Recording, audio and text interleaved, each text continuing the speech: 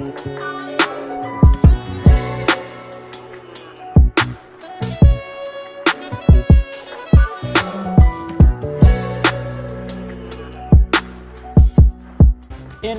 bystanders struck by gunfire at a Bay Area bar not long after the Warriors won their NBA championship. It was a busy night on 14th Street. A lot of people out and about in downtown Oakland. Some were perhaps celebrating the Warriors winning a championship.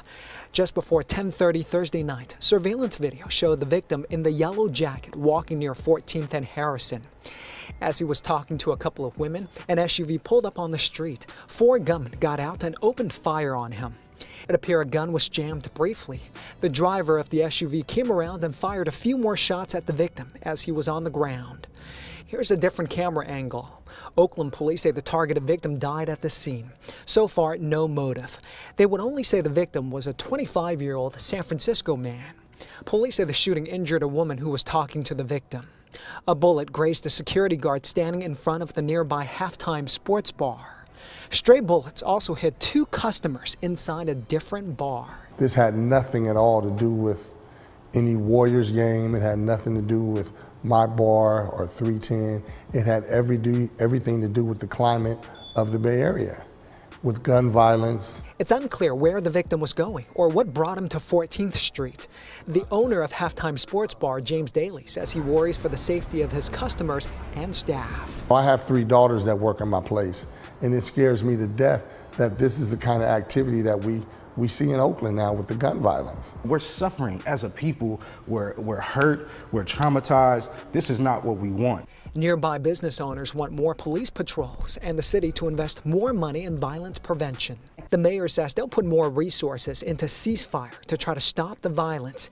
Neighbors say this has to stop. Yeah, I don't go out past 9 o'clock because too much activity.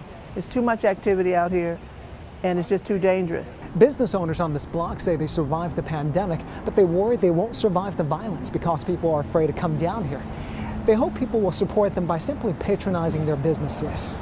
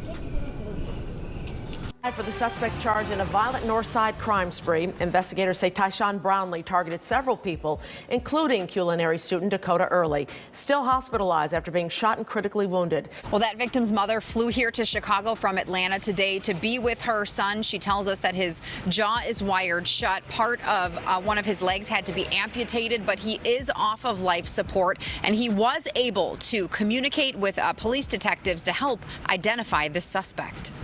This arrest is due to diligent work by the Area 3 detectives who combed through hours and hours of video surveillance. This afternoon, Dakota Early learned the news from his mother. And I said, they caught him.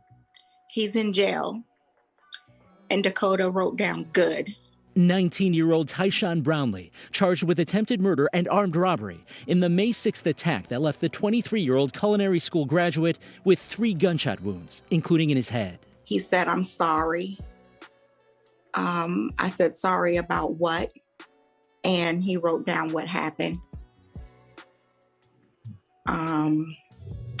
So that's heartbreaking. Turns out that Brownlee was shot himself just 4 days later near the Bean in Millennium Park. but hustled out of Stroger Hospital when it became clear police were closing in on him for the robbery spree. We immediately went back to the hospital, but he had left the hospital as quickly as possible, probably understanding, what was happening as well. Police believe Brownlee and his crew may be responsible for more than 24 armed robberies this month in Lincoln Park, Lakeview, Uptown, and Edgewater. He's showing that shit.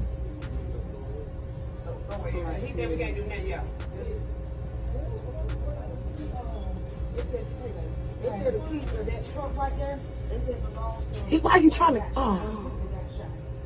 And he shot that dude right there too.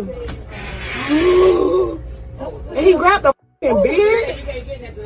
Right here. He should be somewhere walking out right here. He's still right there, y'all.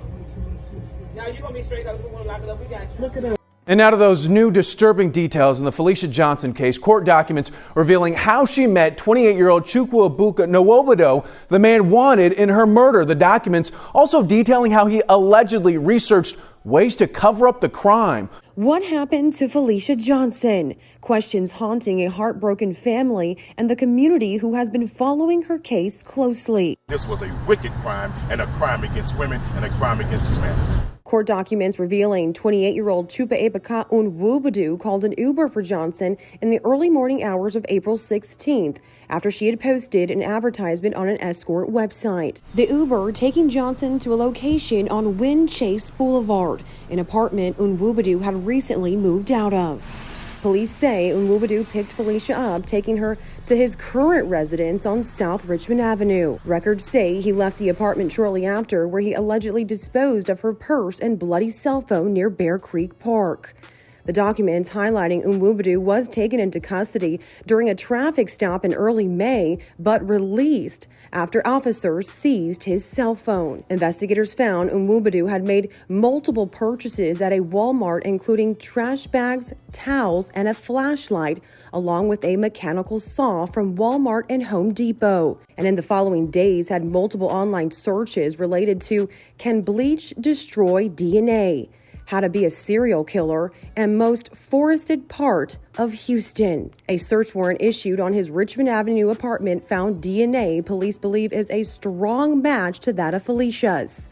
Johnson's body hasn't been recovered. Help us find him and get him arrested, for this man is a predator.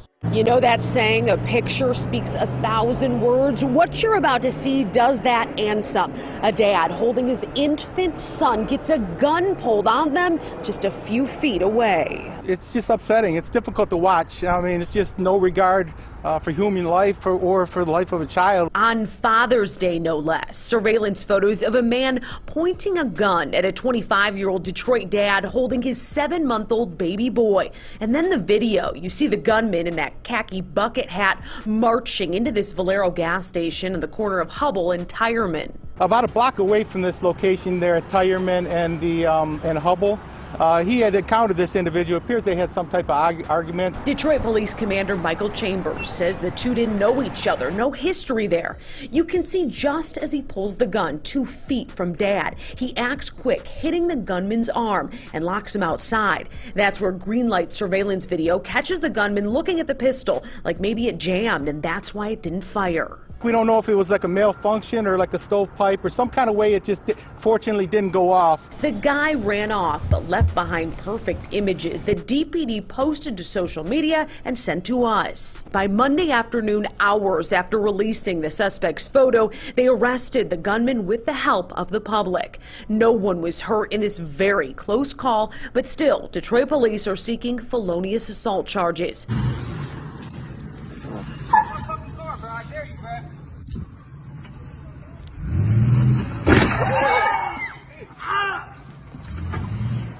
Oh my God! Oh my God!